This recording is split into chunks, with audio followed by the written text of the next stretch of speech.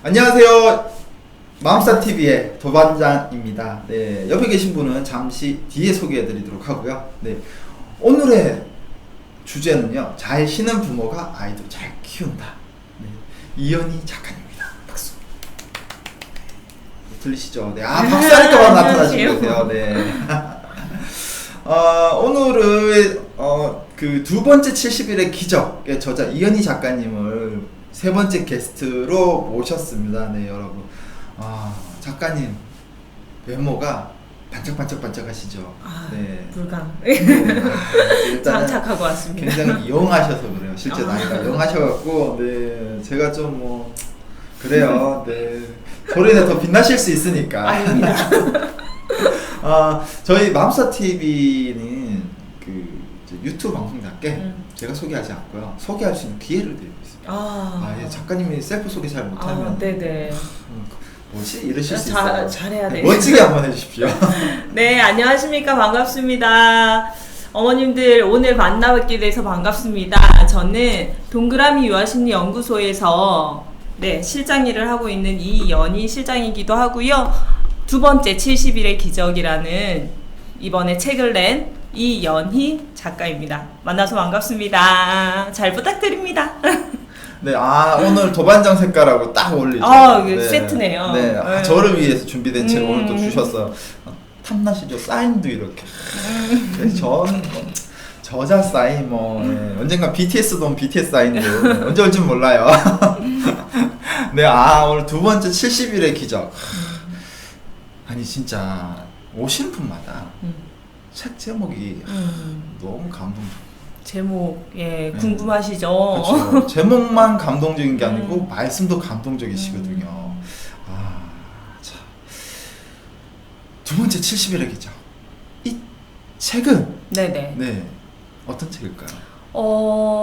우리 어머님들 육아하셨잖아요. 그쵸, 아이 낳고 키우기까지 고생 하셨는데 제일 힘들었던 점이 아마 이제 수유텀이 안 맞는 거, 또 아이들 잘 때 안 자는 거 그랬을 거예요. 그죠? 네. 그때 이제 떠돌아다니는 무성한 소문이 있었을 거예요.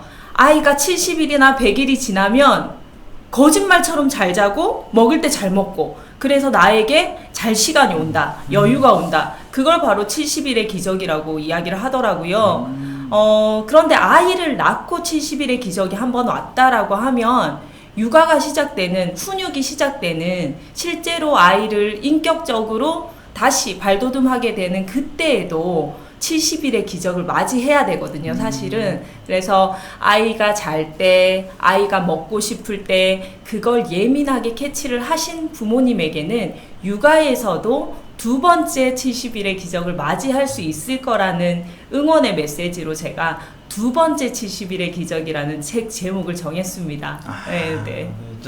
이제 그 임신을 하신 분이나 이제 갓 출산하신 분들에게는 이게 굉장히 해피한 메시지인데 이미 이제 좀 경험하셨던 우리 수연님 같은 분들은 대부분 말씀이 나오시네요. 100일의 기적. 100일의 기적.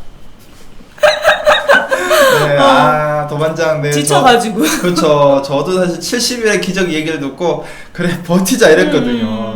100일의 기적 옛날 기절할 뻔했어요, 저도. 그래서 이 책 제목이 이 내용이 이렇게 갖춰졌군요. 그러면 이쯤에서 작가님이 아까 그 자기 소개를 하실 때 연구소 실장 작가라고 하셨는데 어떤 연구를 하시는 건가요? 저희 동그라미 연구소는 전국에 있는 영아 유아 기관의 원장님들, 선생님들 대상으로 교육하는 기관이에요. 아이들을 어떻게 훈육하고 가르쳐야 하는지 선생님의 인성 교육부터 시작을 해서 커리큘럼 강의까지, 또 원경영의 기획과 이제 도움을 드리는 가이드라인까지 잡아드리는 총체적인 유아교육 기관을 위한 그런 연구소라고 생각을 하시면 됩니다. 상담도 많이 오고요. 그래요. 유아기에 맞춰진 연구소이긴 하지만 초등 아니면 중등 고등에 있는 부모님들도 상담을 굉장히 많이 의뢰를 하는 곳이거든요. 그만큼 유아기 시절의 아이들의 인격이나 인성이 쭉 가신다고 보시면 될 것 같아요. 예. 이러면 뭐 전국에 있는 어린이집이나 유치원 원장님들 오늘 방송 보시는 거 좀 네. 꺼려하시겠는데. 아, 저분이 또 나왔어. 아, 저분 이야기 듣고 어머님도 우리 유치원이나 어린이집 머리를 바라면 아, 머리 아픈데. 이러실 수도 있어서 네, 그렇지는 않으시겠죠. 네, 부모님과 네. 기관 모두가 건강할 수 있도록 도와드리도록 네. 하겠습니다. 네. 자, 그러면 이제 본격적으로 질문을 좀 들어가 볼게요. 네. 아, 모든 책에는 사실은 저자의 메시지, 저자의 생각이 담겨져 있잖아요. 네네. 이번 책을 통해서 전하고 싶은 핵심 메시지는 어떤 게 있을까? 사실 책을 읽어야 되지만 네네네네. 네, 책 속에 워낙 많은 메시지가 있으니까 좀 네네네네. 그래도 그중에 핵심적인 것만 조금 얘기해 주시면 좋을 것 같아요. 자, 우리 어머님들 아이 키울 때 여유 없으셨죠? 여유 1도 없어요, 사실은. 그런데 이 책에서 여유를 가지라는 메시지를 던집니다. 제가 돌을 맞겠죠. 아, 그렇죠. 네네. 여기 없는데 여유를 가지라는. 예. 그렇게 진짜 화장실도 아이 안고 가야 하는 판국에 여유를 가지라니 라면서 너무 속상해 하실 텐데, 사실은 아이들을 키우다 보면 많은 문제점들에 부딪히게 되거든요. 네. 그런데 그 문제를 너는 왜 이래? 너, 갑자기 왜 이러니? 하는 아이의 탓으로 돌릴 때가 많은데, 사실 생각을 잘 해보세요. 내가 여유가 있고 내가 괜찮을 때는 아이 행동이 괜찮아요. 네. 받아들일 수 있어요. 그런데 내가 여유가 없고 내 마음이 힘들 때는 아이의 행동도 받아들일 수가 없어요. 그래서 이번 책은 나의 여유를 키워서 아이의 문제 행동을 똑바로 올곧이 쳐다볼 수 있도록 만들어 드리는 시선을 제시하고 싶었거든요. 네. 그래서 부모님이 왜 여유를 가지셔야 되는지, 그리고 어떤 여유를 가지셔야 되는지, 그리고 일상의 바쁜 틈에서 어떻게 여유를 가지실 수 있는지에 대해서 짧게, 우리 길게 못 읽잖아요. 그렇죠, 짧게. 하루 한 장 짧게 구성되어 있는 약간 시, 에세이처럼 되어 있는 구성의 책이라고 생각을 하시면 될 것 같아요. 그런 책 좋아요. 네. 뭔가 쭉 소설처럼 막 읽어가다가 멈추면 네네네네. 뭐 다른 일 하는 게 짜증나는데 저는 이게 좀 육아하다가 계속 많이 못 보니까 네네네. 한 10분 딱 보고 네네네. 다음날 또 보면 또 다른 게 오고 맞아요. 네. 예. 좋은 것 같습니다. 예. 책 제가 쓰고 있지만 책 쓰시는 분들은 정말 진짜 이게 뭐랄까요, 자기만의 말하고 싶은 거를 쓰고 다시 고쳐 쓰고 좀 한 7번 이상 책, 어떻게 뭐 한 권의 책을 한 7번 네네네. 내는 기분이에요. 맞아요. 네. 제가 어린이집에서 원 경영을 10년을 했어요. 예, 원장으로서. 네. 그래서 부모님들하고 이제 소통을 많이 해야 되는데 원장 편지라고 길게 써서 보내면 부모님들이 안 읽으세요. 그렇죠. 네. 그런데 유독 부모님들이 좋아했던 메시지가 있었어요. 뭐요? 제가 사진을 하나 찍어서 네. 짧게 글을 써주면 엄마들이 댓글이 원장님 너무 감사해요. 그렇군요. 깨달았어요. 다시 한번 도전해볼게요. 용기를 낼게요. 하는 메시지들이 많았거든요. 맞아. 그래서 제가 엄마들한테 보내는 그런 안내문 형식을 바꿨었어요. 사진을 찍고 짧은 메시지를 담고 그걸 엮은 책이라고 보시면 됩니다. 그래서 아마 쉽게 읽어지시고 공감이 많이 되실 거예요. 그럼 네. 이쯤에서 책을 한 번 안 볼 수는 없잖아요. 네. 우리 작가님께서 책과 책 안에 그 좀 어떤 그런 지금 말씀하신 형태의 네네네네. 느낌들이 있는 부분을 살짝씩 조금만 보여주실 수 네, 조금만 보여드릴까요? 네네. 네, 에세이 좋아하시죠? 짧은 네. 글. 네. 어, 또 제가 열면 저작권 네, 작가님 이런데 뭐라고 하시겠습니까? 자, 딱 열었는데 네. 14페이지가 나왔어요. 이게 보시면 네. 여기 콘센트가 보이시죠? 그렇죠. 예, 일상에서 우리가 사물을 통해서 잠시만 생각하면 아이와의 관계를 생각해 볼 수 있거든요. 제가 잠깐 읽어 드릴까요? 네네. 네네. 여기 제목이 접촉 불능이에요. 접촉 불능. 네네. 기계가 작동하지 않을 때는 서비스 센터에 보내기 전에 코드가 바르게 꽂혀 있는지 확인하세요. 아이와의 관계가 이상하다 느낀다면 혹시 나와 아이를 연결하는 코드가 빠져 있지는 않은지 먼저 잘 살펴보세요. 다수의 문제는 접촉 불능에서 옵니다. 몸의 접촉, 스킨십이요. 마음의 접촉, 인정과 격려의 접촉 불능이요. 날마다 2가지 코드를 잘 살펴보아야 해요. 몸과 마음에 연결한 그 연결이 이상무라면 아이들은 부모님으로부터의 에너지를 받아 제 몫을 다하는 건강한 아이로 자랄 거예요. 네. 시 같아요. 생각해 볼 수 있겠죠. 그죠? 네, 시 같아요. 네. 너무 멋진 책이었어요. 네, 여러분. 네. 진짜 저 육아 에세이를 쓰고 있지만 사실은 이렇게 시적인 감각의 글은 좀 잘 안 네. 적히더라고요. 날마다 아이들을 생각하다 보니까 공간에서 만나는 사물들 모두가 아이와의 관계를 생각하는 하나의 도구가 됐던 것 같아요. 근데 저만 할 수 있느냐? 아니거든요. 습관만, 육아의 습관만 조금만 바뀌면, 여유만 있으면 우리 어머님들도 아버님들도 한 도구를 보고 아이와의 관계를 떠올릴 수 있거든요. 네. 그거의 길잡이라고 생각을 하시면 될 것 같아요. 전 특히 네. 이 말에 아마 여러분도 공감하실 거예요. 엄마의 여유가 생겨야지만 둘러볼 수 있다. 네. 그러니까 우리가 그 전자제품 왜 플레이 안 되지? 코드 빠지면 플레이가 안 되잖아요. 네네네네. 근데 이게 어떻게 보면 여유가 네네. 없다 보니까 맞아요. 뭔가 둘러보지를 네네. 못하는 거야. 서두르다가. 네. 뭐 TV 프로그램인가 라디오 프로그램에서 제가 그런 얘기를 들었어요. 빨리 뛰어가면 빨리 갈 수는 있겠지만 주변을 볼 수 없다. 놓친 게 더 많죠. 그죠? 근데 천천히 가면 네. 도착은 늦을지 모르지만 네. 더 여유롭고 더 많은 것을 느끼고 볼 수 맞아요. 있다. 소중한 것을 더 많이 얻어가실 거예요. 그러니까요. 네네. 삶의 인생을 빨리 가서 빨리 딱 끊는 거 의미가 없잖아요. 그러니까 지금 이 책 속의 이야기처럼 우리가 일단은 엄마들이 네. 지금부터 여유를 만들 수 있는 방법을 좀 터득해야 되고 네네네네. 그래서 이제 우리 아이들하고 접촉 코드가 빠져 있지는 않지. 네네네네. 더불어 신랑과의 접촉 코드도 조금 네네, 챙겨야겠죠? 대한민국 아빠로서 요즘 접촉에 문제가 있으신 건 아니시죠? 있어요. 아, 네. 제 사랑을 다 오롯이 뺏겼습니다. 네. 건욱은 보고 있나? 돌려줘. 저희 아들이 제 아들을 시샘을 가끔 해요. 건우 너 여기서 잘래? 아빠가 가운데서 잘게. 이러면 왜? 아빠가 엄마랑 가까이 자야지. 이러니까 싫어 이러는 거예요. 그냥 너만 맨날 사랑 충전하고 이렇게 얘기하면 건우가 갑자기 손 잡아 이러면서 제 손을 잡아요. 네. 엄마 손 잡더니 네네. 손을 딱 잡아. 오, 충전해 이러면. 손만. 손만. 손만 허락해. 손만. 더는 안 돼. 손만. 아이들이 네. 이제 엄마는 내 거, 네, 엄마는 네, 내가 네. 차지해야 하는 존재로 느끼기 네. 때문에 진짜 그래도 가까이 가갖고 좀 힘으로라도 가까이 좀 가려고 하면 이제 엄마가 그러거든요. 건이야 부르면 갑자기 휙 달라고 발로 아빠를 빵 쳐 저리 가.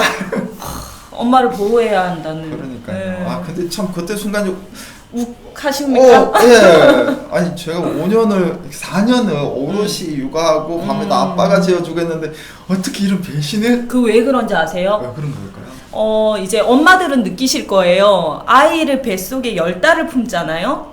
아이가 처음으로 만나는 대상이 아빠예요. 아빠는 첫 번째 사회예요. 그럼 엄마는 뭘까? 엄마가 첫 번째 사회라고 생각을 하는데 엄마는 자신이에요. 그래요? 동일시예요. 동일시. 엄마가 사회가 아니고 자기 자신이라고요? 네네. 자기 자신 동일시하고 여기가 이제 첫 번째 사회인 거예요. 그러니까 엄마가 늘 먼저인 거야. 아빠가 아무리 육아를 많이 해주셔도 그건 어쩔 수가 없어요. 힘을 내세요. 오늘 한 가지 배웠네요. 엄마는 자기 자신이니까 네네네네. 자기 자신 귀찮게 하는 거 자기 싫죠. 네. 자신을 보호하는 거나 마찬가지. 제가 아빠가 이렇게 보호를 해줘도 사회가 보호해 주는 건데 사회가 보호해 주는 건 좋을 때도 있고 싫을 때도 있으니까. 네, 그럼요. 불편할 때가 있죠. 이게 오늘 제 아빠 육아 에세이를 쓰고 있는데 이거 제가 좀 멘트 써도 되겠습니까? 네네네네. 드리겠습니다. 네, 감사합니다. 이현희 작가님과의 이야기로 저는 이렇게 방송을 통해 깨우쳤다라고 제가 글을 좀 적어봐야 되겠네요. 감사합니다. 영광입니다. 제가 영광이죠. 오늘 제가 그 5년 동안 풀지 못했던 숙제를 오늘 딱 하나 풀었습니다. 우리 애가 왜 이럴까요? 그치. 어떻게 날 배신할 수가 있지. 내가 어떻게 했는데. 근데 여기 이번 방송을 와갖고요. 아들이 전화가 왔어요. 막 우는 거야. 보고 싶다고? 네. 네네. 처음으로. 이때까지 그런 적이 없었거든요. 어떠셨어요? 갑자기 애틋한 방송 접고 가야 돼. 그건 좀 그런데? 이러면서. 사실 제가 이번에 이제 9월 2일이 되면 대학교 개학을 하게 되면 제가 일주일에 8시간 학교 수업을 가다 보니까 시간이 없어서 네네. 그 이번 주에 방송하고 다음 주에 한 일주일 동안 책을 정말 원고를 많이 쓰고 내려가야 된다 생각했는데 그걸 포기하고 가야 될 것 네, 같아요. 아들 전화를 받으니까. 네. 그죠. 사실 내려가 있으면 왜 원고가 안 써져. 그쵸. 낮엔 뭐 일해야 되고. 네네네네. 그러니까 그럼에도 어쨌든 감동이더라고요. 역시 아이들은 우리한테 네. 너무 버겁고 힘들기도 하지만 사실은 정말 큰 감동이고 살아갈 힘을 다시 한번 주는 네. 그런 존재인 것 같아요. 우리 수정님께서는 얘기를 이렇게 하시는. 엄마랑은 화내고 혼낸다고 해도 금방 풀리더라고요. 5살 둘째는 제가 혼내면 엄마랑 안고 싶어 그래요 이렇게 얘기를 한대요. 네. 성우가 아니라서. 잘하시는데요. 하여튼 세상 엄마들이 위대하면서도 부럽습니다. 네. 부러우실 거예요. 네. 수연님. 자신이니까. 아니요, 수연님 건우는 지금 동생 생겼으면 좋겠다고. 동생 생기면 자기가 다 케어해줄 수 있다고 얘기하는데 오롯이 아빠가 4학년 5반 아빠가 육아를 한 번도 할 자신이 없어요. 제가 지금 뭐 당장 생겼다. 건우 나이 되는 5년 뒤가 되면은 50이잖아요. 같이 뛰어놀기 힘들고. 건우가 놀아주겠다고 하는데 제가 쭉 보니까 막상 너무 견제하는 것 같아요. 그쵸. 그러니까. 네. 자, 다음 질문 또 넘어가 보도록 하겠습니다.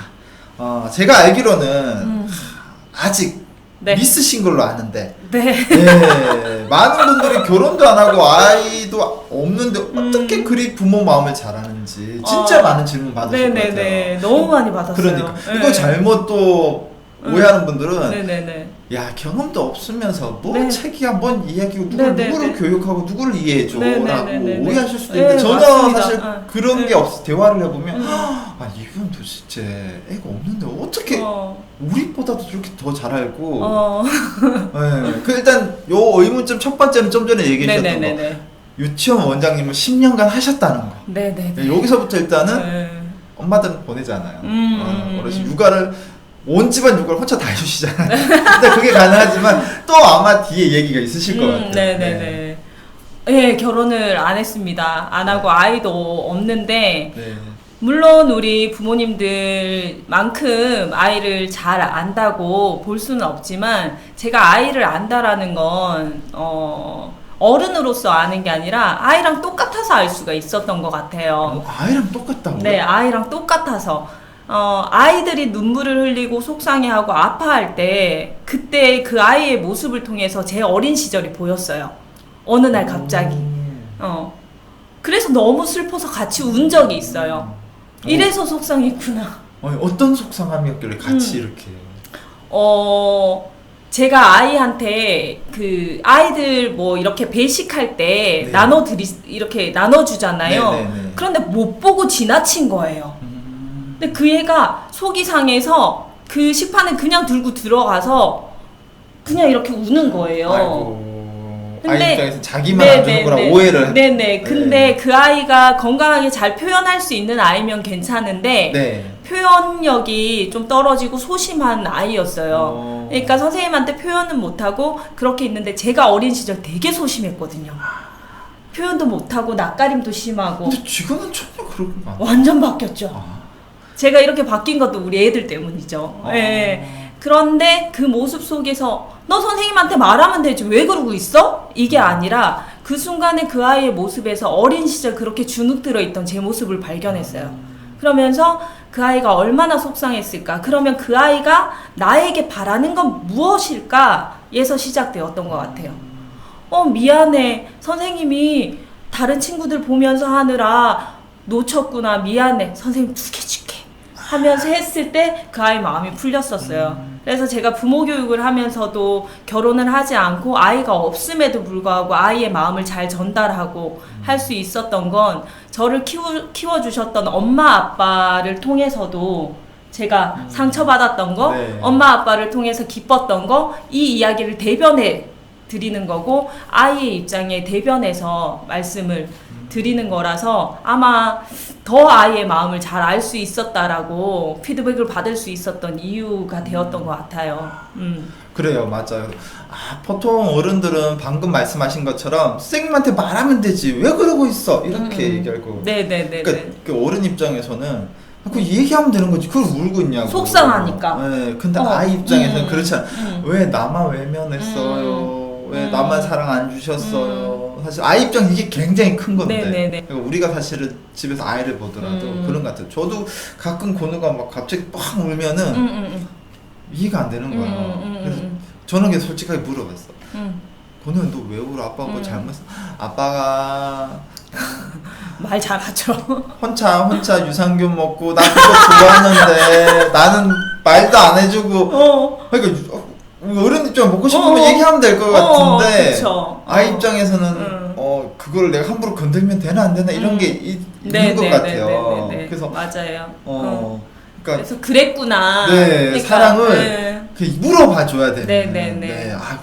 근데 그런 것들을 네. 매일 그래서 많이 겪으시니까. 교육에서 우리가 눈높이 교육이라는 말 많이 하잖아요, 네네. 대표님. 네. 눈높이 교육이라고 했을 때 옛날에 잘못 따라했을 때는 선생님들이 무조건 서 있다가 네. 아예 책상의 눈높이로 낮아져서 맞아요. 눈만 맞췄어요. 맞아요. 눈높이 눈높이 교육. 네, 그거 딱 요렇게 왜? 하고 눈만 맞췄어요. 그쵸. 요거 했었죠. 근데 눈높이 교육의 진짜는 아이의 수준에 맞춰서 그 아이의 마음의 높이거든요. 네. 그 마음의 눈의 높이.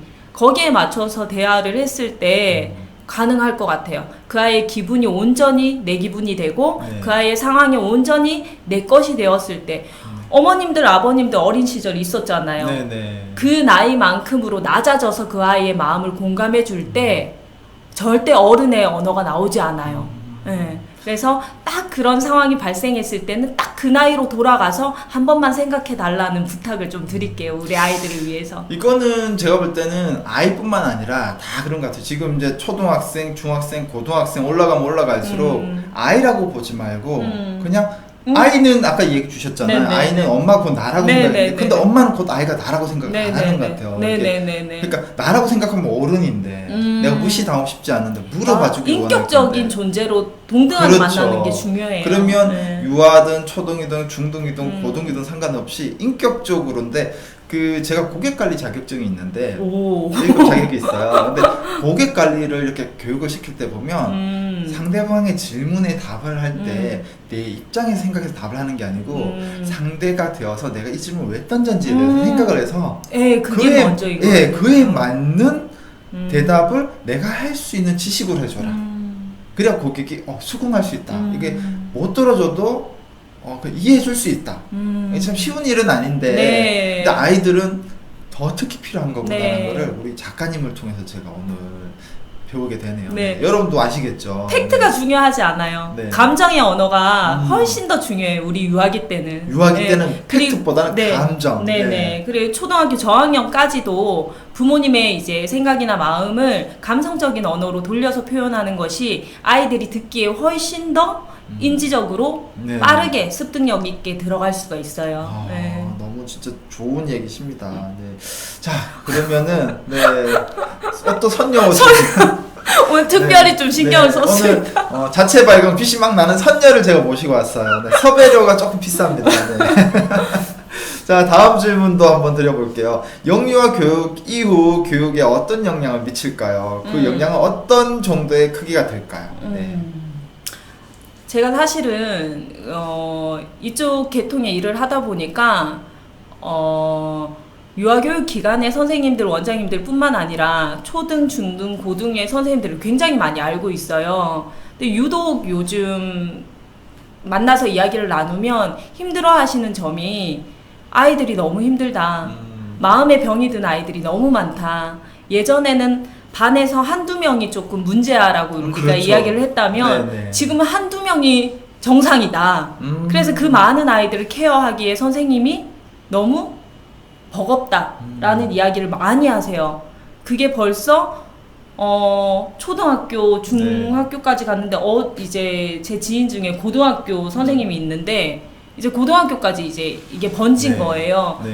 그게 어디서부터 시작됐냐면 여러분 ADHD, 뭐 주의력 결핍 이런 얘기 어마무시 오래 전부터 나왔잖아요. 네, 맞아요. 네네. 그게 이제 위 교육 기관으로까지 이어져 가는 거거든요. 그래서 저는 유아교육이 왜 중요하냐고 말씀을 이제 질문을 주셨는데, 아이들이 나중에 행복한 성인이 되기 위한 기초를 다지는 거거든요. 네. 예, 기본 그 씨앗을 건강하게 옥토에 잘 심어야지만 건강한 나무가 되는데, 그 기본인 교육의 기본인 영유아기 때 그 다짐이 안 되어 버리면 휘청할 수밖에 없어요. 그쵸. 아플 수밖에 없어요. 그래서 그 기본인 영유아 교육 기관의 교육들이 건강해야 된다라고 말씀을 드리고 싶은 거거든요. 네네. 근데 진짜 그런 것 같아요. 저도 주변 선생님들이 많다 보니까 너무너무 힘들어 하시는 거예요. 근데 힘들어 하시는데 선생님들이 대놓고 얘기를 못 하는 게, 모든 부모님들은 내 아이는 정상인데 라고 얘기를 하신다는 거예요. 그러다 보니 상담을 했을 때 네네네네. 쉽지 않고 네네네네. 이런 부분들이 지금 작가님 말씀대로 영유아기 때 네네. 오롯이 팩트보다는 네네네네. 감정 네네. 그리고 스킨십 네네네네. 무한 사랑을 통해서 네. 아이가 이제 정서적으로 이제 안정이 돼야 중고등학교 갔을 때 네네네. 그런 부분이 사라질 수 있으니까 네네. 결국은 힘들지만 네. 근데 결국 돌아가서 얘기하면 그게 되려면 뭐가 돼야 된다. 네네네네. 엄마의 마음에 여유가 있어야 된다. 아, 훈육도 아까 사랑이나 우리가 애정을 아이들한테 네. 부어주는 것만큼이나 훈육도 중요해요. 네. 그 균형을 이루어야 하는데, 아까 대표님이 말씀하신 것처럼 네. 사랑을 줄 때에도 여유가 필요하고요. 그래야 적당히 주니까. 네. 넘치면 질식해요. 그렇죠. 사랑이 넘치면 질식해요. 질식도 하지만 네네네. 넘치면 부작용도 일어나죠. 네, 그 엄청나요. 그쵸. 그 부작용이. 훈육도 마찬가지예요. 내가 여유가 있어야 적당한 훈육을 할 수 있거든요. 네. 그래서 아까 부모님들께 이제 여유를 가지라고 하는데, 힘들잖아요 라고 말씀을 많이 하세요. 그러면 어떤 때 우리가 여유를 가질 수 있는지를 좀 맞아. 생각을 해보셔야 될 것 같아요. 나만의 여유 타임을 네. 만드시는 거. 네, 그게 굉장히 중요하거든요. 어제 일천권 독서법 음. 작가님께서는 여유를 책을 통해서 하셨었대요. 음. 육아로 너무 힘들어서 마음에 병이 일어나고 음. 가족들도 그에 대해서 도와주지 않고 오히려 가족의 말이 상처가 됐었는데 오롯이 책을 혼자서 보는 시간을 만들어 가면서 네네네네. 여유를 가지기 시작했고 그게 아이에게 고스란히 이제 좋은 엄마로 가기 시작했다 하시더라고요. 그래서 아마 지금 시청자분들도 애청자분들도 우리 이현희 작가님 말씀처럼 나만의 숨 쉴 수 있는 방법. 네네네. 도반장은 방송을 통해서 쉬는 거죠. 네네네네. 일겸 도피. 네네. 이게 환경을 만드는 게 중요한데, 네. 제가 한 가지 예를 들자면, 제가 커피는 잘 못하지만 네. 그 핸드드립 있죠. 네네. 그 원두를 갈아서 점심에 이제 먹어요. 그 이유가 네. 있어요. 시간도 오래 걸려요. 물을 네. 끓이고 콩을 갈고 하는데 시간이 네. 굉장히 오래 걸리는데, 글라인드 전자동으로 되는 거 사면은 네. 30초면 내려오는 걸 한 10분을 이걸 투자를 하는 게 나만의 여유를 갖기 위해서. 네. 커피를 갈고 물을 끓이고 이 환경을 만드는 거예요. 네. 그래서 편리함보다는 내가 어쩔 수 없이 여유를 가질 수밖에 없는 환경을 만든다는 거. 네. 그게 여러분들이 육아를 하시면서 투자해야 할 첫 번째 습관의 기본이라고 생각을 하시면 될 것 같아요. 네. 이제 저 지금 질문이 하나가 있는데 네네. 보통 그런데 그 유치원에서 네네네네. 아이들 스스로 이제 응가를 닦으라고 교육시키는 게 몇 살 정도인가요? 아이들 보통은 배변 활동이 이제 기저귀를 차고 떼고 하는 게 네. 3살 후반부터 4살에 이제 네, 들어와서는 그렇죠. 하잖아요. 네, 네. 근데 그것도 아이가 너무나 거부감이 심한 아이는 천천히 차근차근 그리고 부모님과 원해서 같이 네. 결합이 돼서 아이에게 용기를 줄 수 있는 시기가 됐을 때. 네. 근데 집에서는 여유가 없어서 아무런 그런 교육적인 걸 안 하시는데 원에서만 하면 아이들이 네. 굉장히 스트레스가 받겠죠. 네, 네. 그래서 원에서는 그렇게 얘기하죠. 함께 도와줄 수 있는 시기에 같이 시작하는 게 맞습니다라고 얘기를 하거든요. 저는 이제 적당한 시기는 네, 적당한 시기는 맞추는 거예요. 맞추는 거예요? 네, 아. 언제라고 딱 잡아서 통일시킬 필요는 저는 없다라고. 제가 이 질문을 왜 드렸냐 봤냐면 네네네. 어제 원에서 이제 알림이 이렇게 네, 왔더라고요. 왔어요. 네, 그러니까 이제 그 건우군이 이제 5살인데 이제 집에서 부모님한테 가서 닦는 걸 연습하고 오라고 얘기했다는 거예요.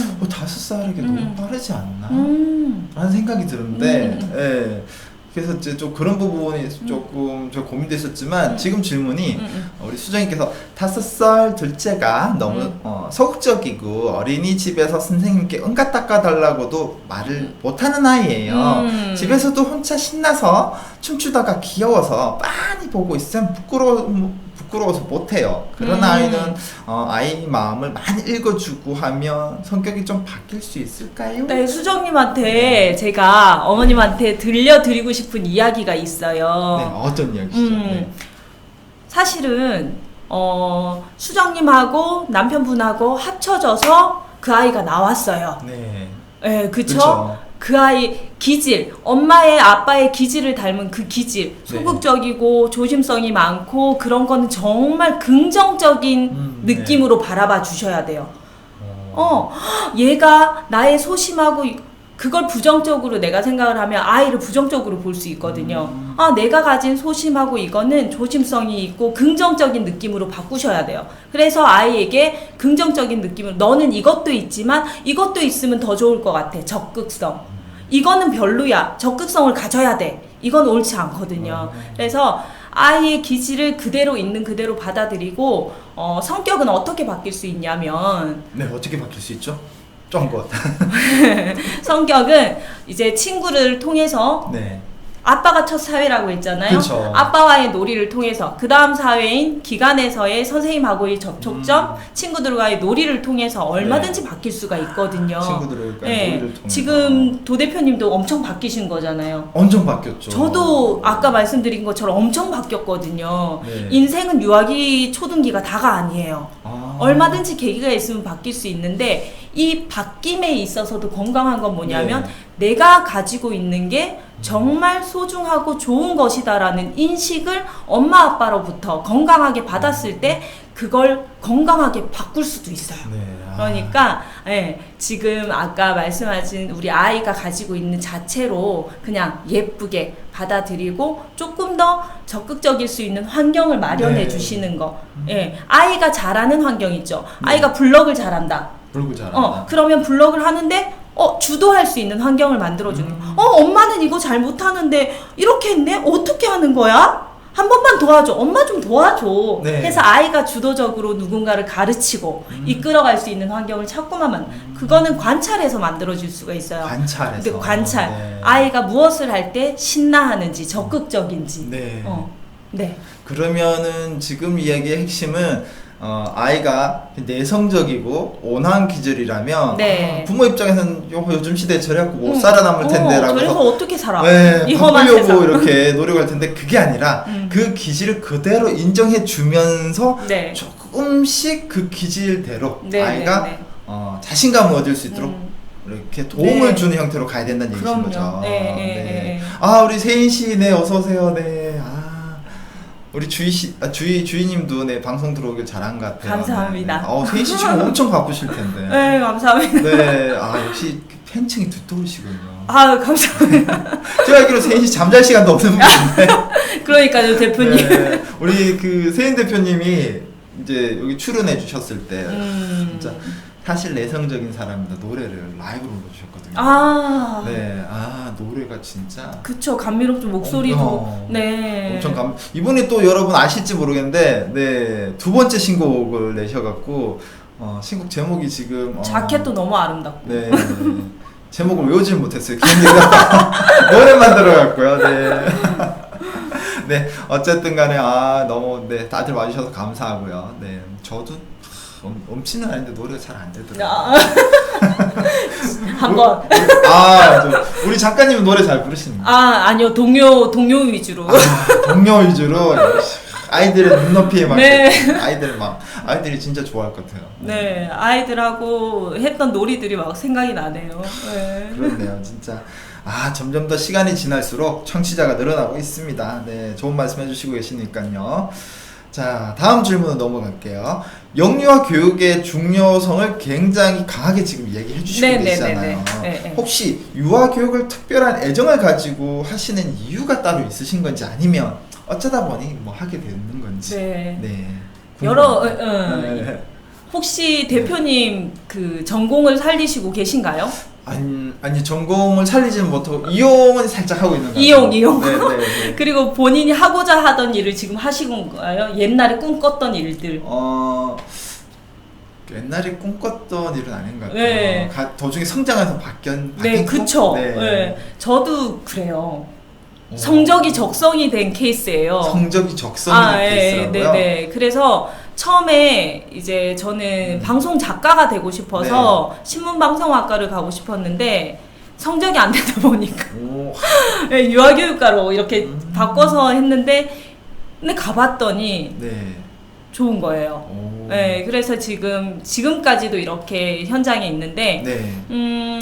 유아교육을 강조하는 이유는 아까 살짝 이야기를 했지만 유아교육은 아이를 키우는 학문이 아니에요, 사실은. 아니에요? 네, 아닙니다. 그럼 뭐예요? 여러분, 유아교육은 자신을 이해하는 학문이에요. 자신을 이해하는 거라고요? 네. 오 이거 생전 이거 신선한 충격인데요. 저는 제 여동생도 유아교육학과를 나왔지만 네. 그냥 아이들을 지도하기 위해서 배우는 곳이라고 생각을 했거든요. 네, 그건 스킬적인 부분이고 정말 학문을 깊이 있게 공부를 하시면 자신이 어린 시절에 받았던 양육 형태에 따라서 자기가 어떻게 변화되어 왔고 네. 지금 어떤 삶을 살고 있는지에 대해서 고민해보는 시간이 될 거예요. 네. 자기와의 만남이 충분히 되신 이제 어른이 되시면 아이와의 만남이 조금 자유해지실 수가 있어요. 그래서 유아교육을 공부를 하면서 저는 제 상처가 굉장히 많이 치유가 된 케이스예요. 네. 그래서 우리 아이들이 유아교육 요때 처음에 우리 조기 발견하면 네. 정말 시술로도 얼마든지 고칠 수 있는 병인데 네. 묵혀놓으면 어떻게 될까요? 큰 병 되죠. 큰 병이 되고 수술해야 되고 수술도 안 되면 그렇죠. 그죠? 네, 꽥하고 싶진 네, 않아요. 우리 아이들의 마음이 그래요. 유아기 때 작은 그걸 발견해서 고쳐주면 밴드만 붙여주면 끝나요. 네. 그런데 그걸 엄마와 아빠와 선생님이 모르고 지나치면 초등, 중등, 고등에 대해서 중병으로 나타나요. 네. 그러면 그때는 손을 쓸 수가 없어요. 그러면 엄마 아빠의 상처도 아이의 상처도 너무 깊어지는 거예요. 그래서 유아교육이 중요하게 제가 생각하는 건 한 사람의 인생을 결정하는 상처를 조기 치료하느냐 못하느냐의 결정적인 순간이라고 볼 수 있기 때문에 그래요. 네. 요즘 사실 저도 이제 5살 아이 키우고 있고 우리 세인 씨도 6살 멋진 친구 키우고 있고 뭐 우리 수정님도 5살 그러고 한데 아마 요즘 가끔 방송에 보면 아이를 강제로 먹이고 이불에 덮어 씌워갖고 아유, 네. 죄송합니다. 아니요 작가님 죄송하고는 어떻게 보면 그게 교육자로서 네. 자기 자신을 공부하는 유아 교육에서 스스로 공부를 잘 못하다 보니 생기는 문제인 거겠네요. 그게 그쵸. 자신이 자기 자신을 위한 공부를 하다 보면 아이를 통해서 오히려 힐링이 될 수 있는. 그럼요. 네. 얼마나 소중한 아이인 줄 알죠. 네. 이게 이제 각 대학교마다 계신 유아교육과의 그 교수님들 자기 자신을 위한 공부를 좀 더 강하게 시켜주시면 조금 티처가 부족하시면 우리 작가님 비싼 수업료 좀 모시고 하시면은 굉장히 많은 우리 선생님들이 멋지게 되시지 않을까 하는 생각을 해봅니다. 그렇네요. 자기 자신과의 학문이다. 너무 멋진 것 같아요. 자, 다음 질문 한번 또 드려볼게요. 네. 그렇게 믿고 행하는 과정에서 겪은 어려움은 없으셨나요? 지금 이제 자기 자신과의 학문이고 아이들을 통해서 나 자신을 힐링하고 하지만 현실의 세계에서 분명히 어려운 점이 있을 것 같거든요. 어떤 게 어려운 케이스가 있으셨는지 하고 또 후회해 보신 적은 없나요? 이 두 가지 좀 여쭤볼게요. 여기 지금 초등맘 TV에 들어오시는 분들은 그런 분들이 그런 분들이 하나도 없는 것 같아요. 근데 제가 이제 현장에 있으면서 만난 부모님들이나 아니면 대다수의 좀 많은 분들이 그런 말들을 많이 하세요. 에이, 조그만 게 뭘 안다고. 맞아. 아유, 나중에 되면 다 알지. 지금 몰라. 못 몰라서 그래. 라고 생각을 하는데, 사실은 유아교육이라는 게 그 무의식을 지배하는 영아기 때부터 엄마와의 관계, 아빠와의 관계에서 얻어지는 그런 아이의 반응들, 피드백들이 내재되어 있거든요. 네. 그게 무의식으로 가면 너무나 위험해지거든요. 그래서 유아교육이 중요한데 뭐 그렇게 중요한 시기 아니다. 아이가 뭘 모른다라고 생각하는 인식 자체가 저를 굉장히 힘들게 했던. 그게 힘들게 하는 네네네. 아이들이 힘들게 한 게 아니라 네네. 부모님의 인식이 힘들게 하는 네네네. 정말 중요한데 중요하게 생각하지 않는 인식이 바뀌었으면 좋겠다라는 생각을 굉장히 많이 했습니다. 네. 그리고 이 일을 하면서 후회했던 적, 떠나고 싶었던 적, 뭐 요런 쪽으로 이해하면 될까요? 네네, 그렇죠. 네네. 네. 이 계통을 하면서 힘들었던 적도 굉장히 많고 했지만, 제가 원을 그만두고 지금 연구소로 왔잖아요. 그렇죠. 네. 원을 그만둔 계기는 뭐 여러 가지 어려움들이 있었지만, 그거예요. 어떤 거예요? 지금 평가 인증제라고 네네, 들어보셨죠? 그렇죠. 네네네. 그 누리과정 들어보셨죠? 물론 어떠한 국가가 적정한 수준이 되면 그 국가 수준의 보육이 이루어져야 하는 환경이 만들어져야 돼요. 그 기본이 평가 인증이에요. 적정 수준으로 교육 현장을 끌어올리겠다라는 거예요. 그러므로 해서 우리가 진통을 많이 겪고 있잖아요. 그렇죠. 선생님들은 선생님대로, 우리 아이들은 아이들대로, 부모님은 부모님대로 그 교육 제도에 맞춰가기 위해서. 그런데 이러한 환경적인 부분에서 제가 받아들이기가 너무 힘들었던 것 같아요. 진짜 아이들에게 필요한 교육이 이루어져야 하는데 로식행위적인 교육만 자꾸 맞춰간다는 거죠. 네. 그래서 그것 때문에 제가 원을 나와서 정말 내가 하고 싶은 교육을 해야겠다라고 생각을 하면서 아이 먹을거리 연구소라는 연구소를 차렸었어요. 네. 차리고 그걸 운영하다가 이제 서울로 올라와서 이렇게 우리 선생님들을 가르치고 우리 원장님들에게 무언가를 알려드려서 그 교육 현장이 건강해지도록 만드는 일을 이제 하게 되었거든요. 네, 그러한 현장들이 아까 말씀하신 요식적인 그런 형태가 아니라 정말 필요한 교육을 할 수 있는 교육기관으로 만들고 싶은 그런 꿈이 있어요. 네. 저도 이거는 진짜 이해가. 우리나라 교육이, 저도 대학교 있지만 대학교가 박근혜 정부 때 NCS라는 교육 프로그램을 만들었어요. 뭐 그걸 주장하는 뭐 교수님들을 조금 모아서. 근데 이게 뭐냐면 우리 자격증 따듯이 이 수업을 매뉴얼을 하는 거거든요. 근데 이게 잘하면 좋긴 한데 현실적으로 한 학기 동안 굳이 말하면 10과목이 들어간 요소를 해야 되는 건데 불가능한 거죠. 그쵸. 그냥 이렇게 그렇죠. 읽어주고 넘어가는 거예요. 그러면 그거를 배워 하나도 의미가 없잖아요. 뭐 하나라도 내가 혼자 할 수 있는 그리고 또 지금 4차 산업시대에 창의적이 돼야 되는데 그쵸. 기계 매뉴얼을 해야 되는 사람 만드는 거예요. 너무나 안 맞죠. 그렇죠. 그러니까 그 정부에서 정하는 그 교육 프로그램 때문에 학생들한테 가르쳐주고 열심히 했던 마음이 일순간에 막 식는 거예요. 그래서 지금 작가님 마음이 제가 이해가 가요. 감사합니다. 교육이 유아만 정부에서 하는 게 아니다 그쵸, 보니까. 그래서 또 그런 것도 사실은 좀 위험한 반일 수는 있지만 그쵸. 이해 득실을 따라서 그런 교육을 만들거든요. 정치가들이. 굉장히 심각한 문제라 생각이 드네요. 떠나시지 않고 계실 수 있었던 이런 환경이었어야 하는데 하지만 뭐 지금은 오히려 그래서 더 많이 어려워하시는 분들을 도와주실 수 있는 연구소를 통해서 개선해 나가고 계신 거죠. 지원해 주시는 거잖아요. 국가가 못 해주는 것을 키울 수 있도록. 자, 이쯤에서 또 우리 시청자분들의 질문을 조금 받아볼게요. 4살 아들이 자꾸 청개구리처럼 말하고 행동하는데 어떻게 하면 좋을지 좋은 점 주세요 하시네요. 문성희님 속상하시죠. 청개구리 아들을 두면 정말 배운 건 아이의 마음 읽기를 해줘야 된다고 배우지만 정말 말도 안 되는 그러한 이야기들을 하기 때문에 힘드실 거예요. 그런데 4세가 되면 공부를 많이 하셨겠지만 자기 주장이 강해져요. 청개구리가 될 수밖에 없어요. 그럼 어떻게 해줘야 될까요? 너 드디어 너의 주장을 펼칠 수 있는 때가 왔구나.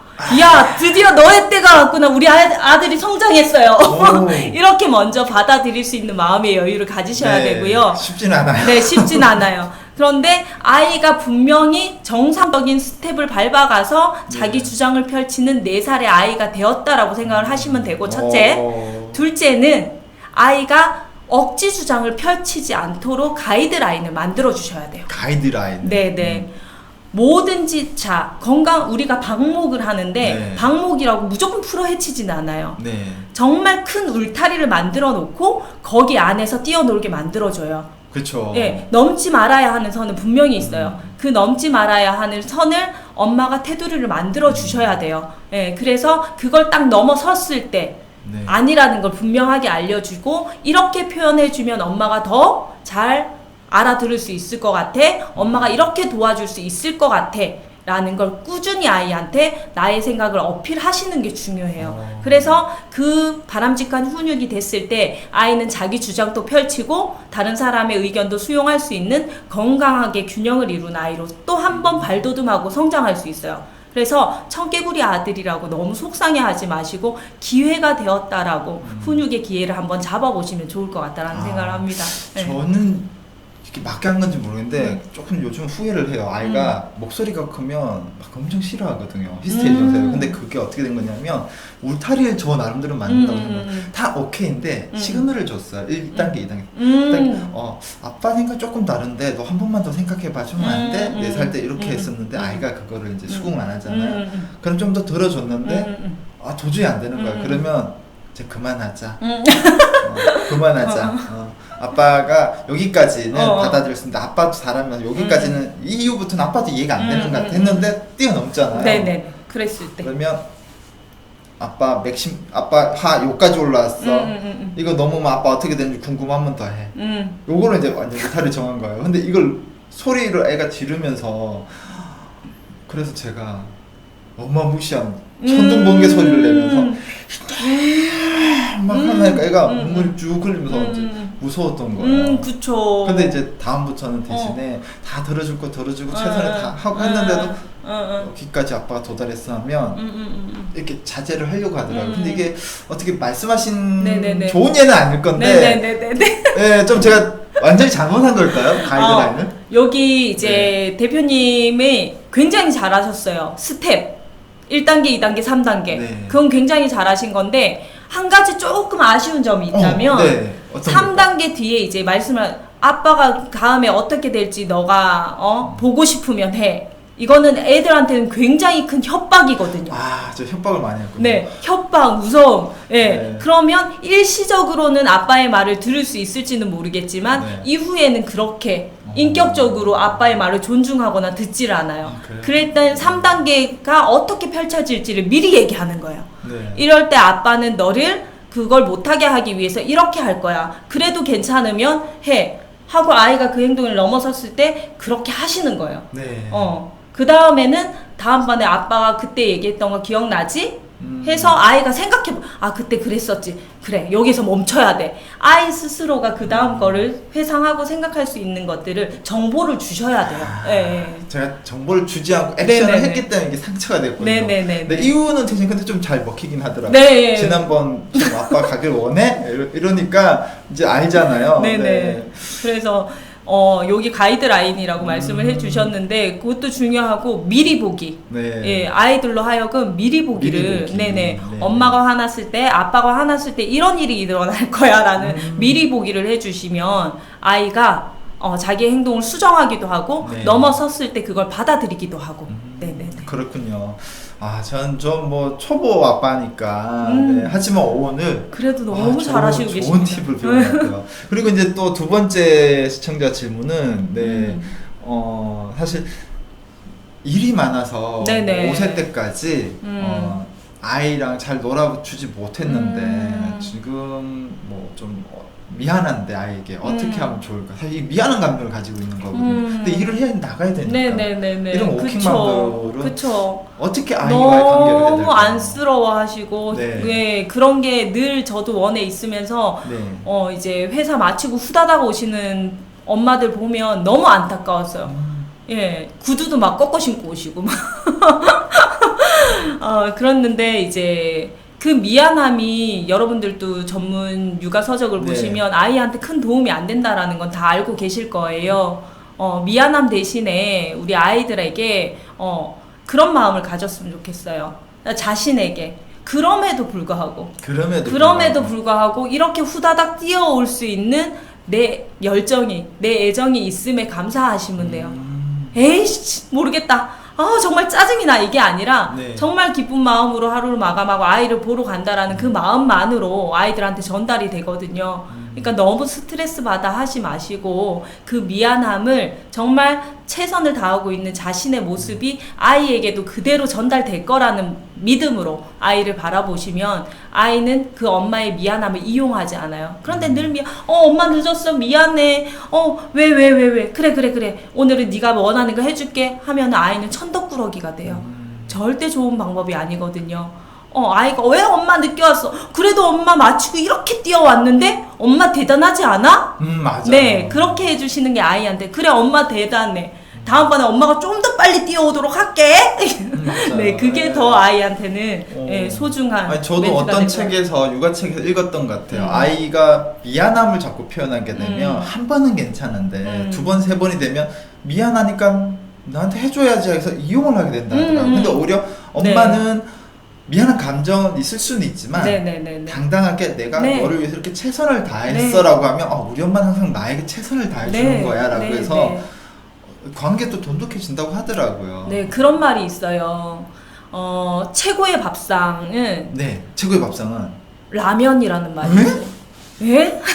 아니, 저도 라면 별로 안 좋아하는데. 아니 아이들은 면을 좋아하긴 한데 그 건강에는 좀 그렇잖아요. 근데 그게 최고의 밥상이라고요? 자, 이게 아까 지금 우리가 이야기했던 거에 정말 엄마가 바빠서 정말 아무것도 준비를 못했는데 배고파하는 아이를 위해서 정성껏 끓이는 라면이 아이에게는 정말 최고의 밥상일 수 있었다고요. 정성껏. 무엇이 되었던 간에 엄마의 마음이 진심이고 정성이면 그것 최고의 교육이라는 거예요. 최고의 마음이고. 그래서 진수성찬이 아니라 내가 아이에게 줄 수 있는 지금의 최선의 최고 그걸 선택하시면 돼요. 그러니까 너무 미안해하지 마시라고 제가 라면 이야기를 했습니다. 그렇구나. 네네. 또 다음 질문은 그 오빠 언니들이 방학일 때 집에 있을 때 또 우리 어린 친구들은 원에 가잖아요. 근데 원에 오빠하고 언니가 집에 있으니까 원에 안 가려고 뭐 울고 그러더라고요. 제 주변에서도 그렇고 이런 경우 아이들의 심리는 어떻고 또 엄마들 이럴 때는 어떻게 아이에게 대처를 해줄 때 아이가 상처받지 않고 잘 할 수 있을까요? 그거 있죠. 동창 모임, 오랜만에 동창 모임을 가졌는데 나는 지금 애 때문에 일찍 가야 돼. 발길이 떨어지시나요? 안 떨어지죠. 더 놀고 싶으시죠? 그 마음이에요. 같이 놀았는데 난 가야 돼. 얼마나 억울하고 그 상황이 싫겠어요. 그런데 그 상황이 됐다고 만약에 안 가고 집에 안 가고 그 자리를 지킨다면 어떻게 될까요? 그럼 가정이 그저 망가지고 이게 또 다른 갈등이 생기죠. 그렇죠. 그래서 아이들한테는 꾸준함이 굉장히 중요해요.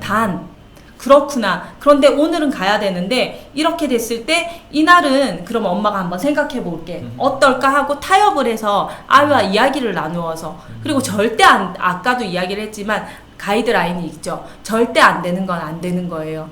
근데 꽉 막히지 않게 아이의 의견을 물어서 선택해. 그러면 너는 이날을 다 갈 것인지 이날 하루는 쉴 것인지 어떤 날을 쉴 것인지 선택해 라고 해서 아이에게 작은 선택권을 하나 주면 아이는 엄마가 내 마음을 알아줬다라는 것만으로도 너무나 행복해 할 거예요. 아이들은 꼭 들어주기를 원하는 게 아니고 부모가 내 얘기를 들어줬다. 어리다라고 무시하는 게 아니고 엄마가 내 얘기 항상 들어주는 사람이야. 이게 정말 중요하다는 거군요. 그럼요. 야, 이 연애 관계에서 남자들이 그 여자친구 심리를 이해를 못하는 것처럼 아이 심리도 정말 이게 복잡하고 힘들군요. 복잡해요. 육아가 연애하는 기분이었어요. 너무나 잘 들어주고 공부를 하시는 너무 대단하신 것 같아요. 우리 어머님들 참 다들 대단하시죠. 특히 지금 뭐 첫째 키우시는 어머님들도 계실 거고 저희가 원래 이제 모태는 초등만 카페이지만은 맘수다 채널은 그냥 대상이 뭐 아이만 있으면 아이가 뭐 영아든 유아든 네. 성이든 네네네. 뭐 70세 어머님도 들어오실 수가 있는 거예요. 오, 예, 제 네네. 그 유튜브 채널은 그래서 맘수다라고 잡고 있어요. 맘수다. 좋네요. 네, 육아다 보니까 수다할 데가 없더라고요. 아니 진짜 네. 지금 수다 떠는 기분이에요. 네. 너무 좋아요. 네, 여러분도 강- 좋으시죠? 네, 교육할 때랑 강의할 네. 때랑 완전 다른 느낌. 그렇죠. 네. 강의인 듯 교육인 듯 수다를 떨고 있습니다. 아, 자 오늘 게스트분 모시고 벌써 50분이 지났는데요. 진짜요? 네, 이게 그런 것 같아요. 너무 좋으면 네. 10분 한 것 같아요. 네. 지금 네. 그런 것 같아요, 저는. 네. 자, 그래서 아쉽지만 네. 마지막 질문을 이제 드릴 시간이 왔어요. 네. 질문상으로는 마지막으로 임신 중인 우리 예비맘들에게 해주고 싶은 이야기와 우리 두 번째 70일간의 기적 이 책을 꼭 읽어보셔야 될 이유를 던져주신다라면 네. 사실은 저는 예습이 굉장히 중요하다라고 생각을 하거든요. 막 빡빡하게 공부를 해야 하는 게 아니라 네. 막연하게나마 내가 어떤 공부를 해야 되고 어떤 수업을 해야 되고 그걸 알고 있으면 그렇게 따라가게 돼요. 그래서 저는 지금 아이를 태중에 가지고 있는 우리 엄마들이 계시다면 내가 어떤 부모가 되고 싶은지 막연하게 생각할 텐데 이런 육아서들 이렇게 대표님이 소개해 주시는 육아서들을 보면서 다 따라가는 것이 아니라 내가 할 수 있는 거, 그 다음에 내가 한번 어렵지만 도전해 볼 수 있는 것들을 미리 그려본다라면 그쪽으로 길이 열리기 시작해요. 그러면 좋은 부모가 될 가능성이 굉장히 높겠죠. 예, 그렇게 해서 맞춰 가셨으면 좋겠고, 아이를 키움에 있어서 몇 번의 도움 닫기를 해야 하는 시기가 와요.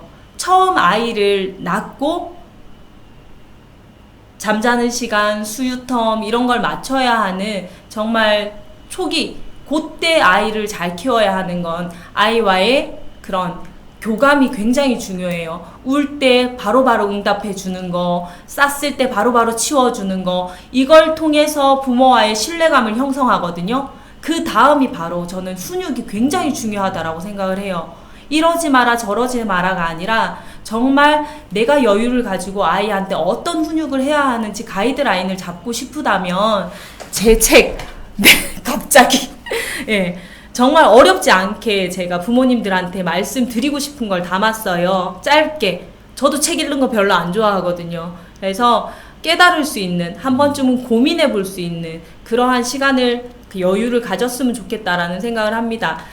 저도 이제 대학에서 아이들을, 유아교육과 학생들을 가르치고 하는데 학생들에게 꼭 이런 질문을 해요. 어떤 선생님이 좋은 선생님일까? 이제 너희들이 현장에 나가면 선생님이 될 텐데 어떤 선생님이 좋은 선생님일 것 같니? 라고 물으면 아이들이 교육계획안 잘 짜는 선생님, 아이들과 잘 놀아주는 선생님, 뭐 무수히 많은 대답들을 네. 예비 유아 교사들이 해요. 그럼 저는 딱 한마디 합니다. 아니 고민하는 선생님. 어떤 선생님이 좋은 선생님일까 고민하면 수업도 잘 짜게 되고 잘 놀아주게 되고 아이 마음도 잘 읽게 돼. 저는 어머님들께도 묻고 싶어요. 어떤 부모가 좋은 부모일까요?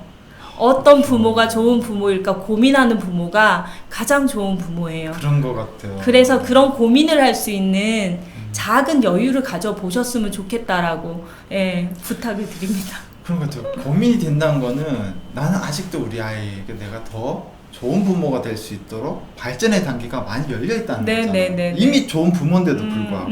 그럼요. 자, 책은 어디 가면 만나볼 수 있나요? 책은 이제 조금 더 제가 수정을 해서 네.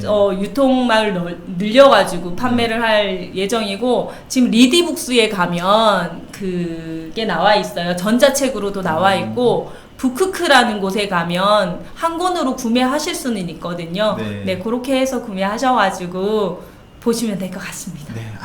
오늘 뭐 준비된 이야기들과 여러분들이 결국은 유아기 때부터 시작해서 네. 핵심은 사랑으로 주되 그 사랑은 고민에서 나온다. 네. 이렇게 정리를 하면 될까요? 네, 명쾌합니다. 네. 그리고 두 번째 70일간의 기적이란 책 속에 사실 아이들과의 고민을 통해서 어떻게 우리 아이들 마음을 읽어주면 좋을지 그런 숨은 지식 네, 무엇을 같이 고민해야 될지가 담겨 있다고 볼 수 있을 것 같습니다. 네, 여러분 많이 네, 읽어주시고요. 네, 고민이란 건 고민만 하고 있으면 안 되는 거 아시죠? 여러분 실천으로 가야 돼요. 도전. 네, 어제 방송 보신 분 아시죠? 그냥 책 읽어야 된다는 생각이 아니라 실천이 뒷받침되지 않으면 안 된다는 거. 책도 읽으면 책 내용을 실천해 보는 거. 근데 우리 작가님 말씀대로 책을 읽었다고 다 실천해야 되는 게 아니라 나에게 맞다 또는 내가 네. 해볼 수 있을 것 같은 것을 네. 하나하나 실천할 때 맞습니다. 우리 아이들의 미래는 밝다라는 거 여러분 알아주셨으면 좋겠습니다. 오늘 우리 70일간의 기적 이현희 작가님 모시고 정말 좋은 이야기는 여기까지 하도록 하겠습니다. 여러분 고맙습니다. 감사합니다.